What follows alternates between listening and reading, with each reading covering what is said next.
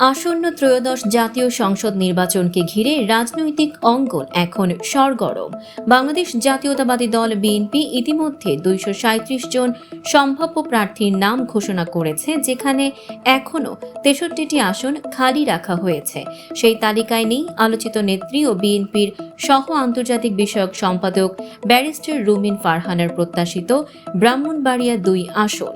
এই প্রেক্ষাপটে বিএনপি নেতা রুমিন ফারহানাকে মনোনয়ন দেওয়ার অনুরোধ জানিয়েছেন আলোচিত কন্টেন্ট ক্রিয়েটর হিরো আলম।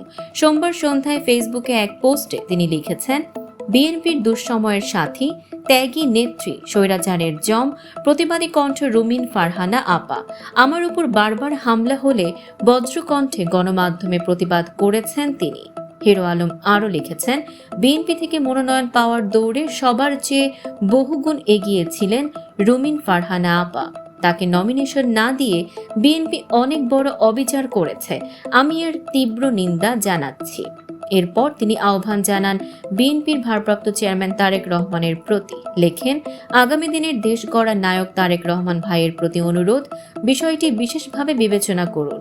স্বৈরাচার মুক্ত দেশ গড়তে রুমিন ফারহানার মতো প্রতিবাদী কণ্ঠের খুব প্রয়োজন।